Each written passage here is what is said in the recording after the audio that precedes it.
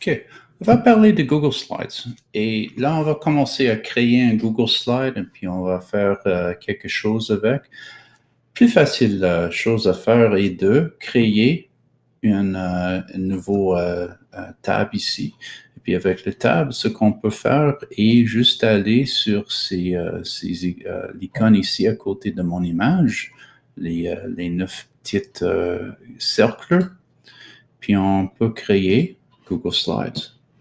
Et puis là, ça va me donner des options ici. OK? Première chose, ça va vous demander de créer, regardez ça ici, créer beaucoup voilà toutes mes présentations récentes, mais vous allez voir ici qu'on peut faire une présentation vide. On peut faire ça avec un de ces gabarits qui est déjà créé. On peut même aller dans la galerie de modules pour voir, disons qu'il y en a d'autres ici. Donc, regardez, il y a déjà des présentations qui ont été déjà gabarits, qui ont été déjà créées de l'Université de l'Alberta et des présentations même ici aussi. Moi, je préfère commencer avec un gabarit vide parce que ça me donne plus de possibilités. Donc, si moi, je vais dans ma présentation, c'est très similaire à PowerPoint ici. Sauf qu'il y a beaucoup moins d'options, ce qui n'est pas une mauvaise chose, surtout avec les élèves. Parce que les élèves, si vous les laissez, ils vont passer beaucoup de temps, comme 45 minutes, 1 heure, juste pour sélectionner la bonne police ici, la bonne police et toutes ces choses ici.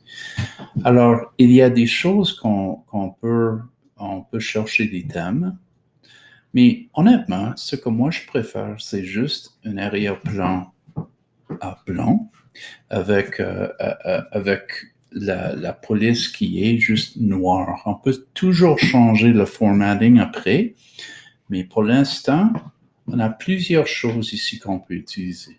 All right? Donc, première chose, juste pour vous montrer, toutes les choses comme PowerPoint aussi avec fichier.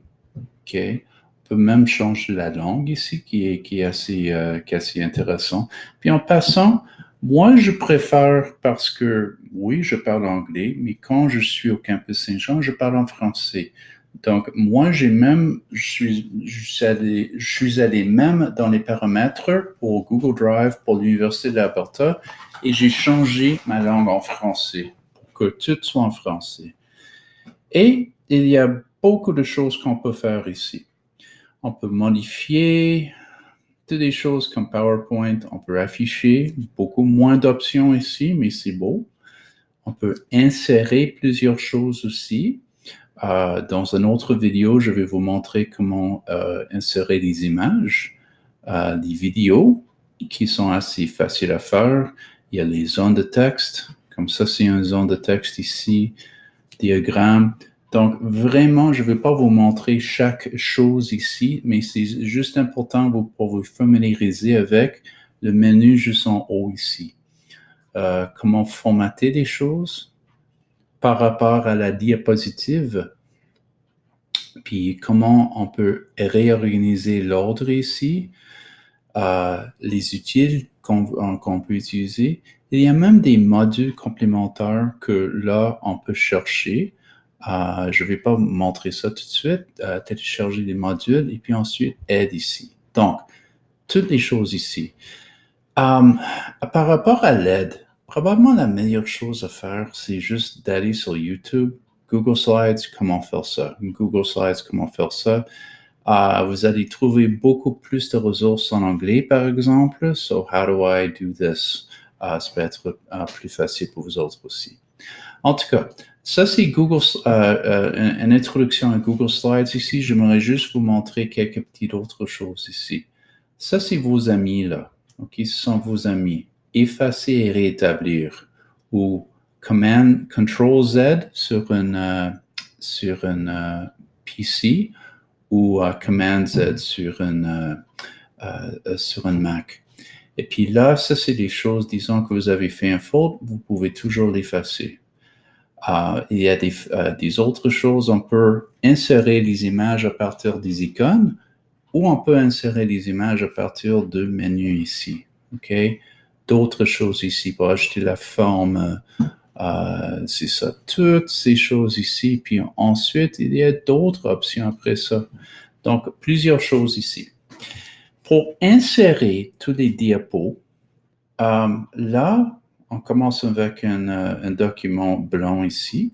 Mais là, si on veut ajouter un autre diapo, parce que d'habitude, on commence avec le diapo d'un titre, avec des gros, les lettres plus grandes ici, et les caractères plus grands.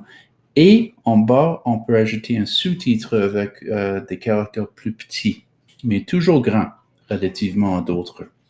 Mais là, dépendamment de comment vous voulez organiser votre diapo, il y a d'autres façons de faire. Donc, je vous encourage d'aller là-dedans pour jouer un peu. Ça, c'est très important. All right? Et disons que vous avez créé un beau diapo ici, comme par exemple un diapo d'une autre place.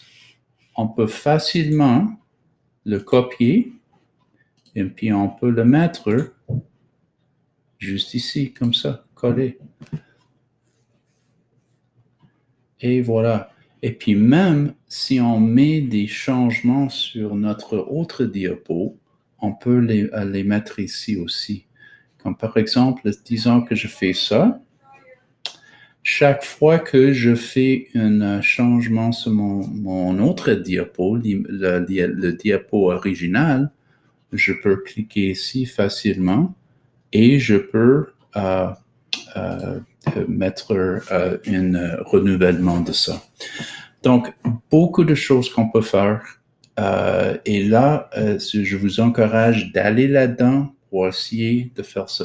N'oubliez pas aussi que l'avantage d'un Google Slide qu'un Google Doc, et Alice Keeler dit ça beaucoup aussi, est que là, on peut bouger les choses n'importe où ici. OK? Et c'est juste d'avoir un peu de fun avec ça. Et beaucoup de fois, j'aime ça, cette ligne rouge qui apparaît, parce que là, on peut aligner toutes les choses pour que tout est centré. All right, bonne chance avec ça.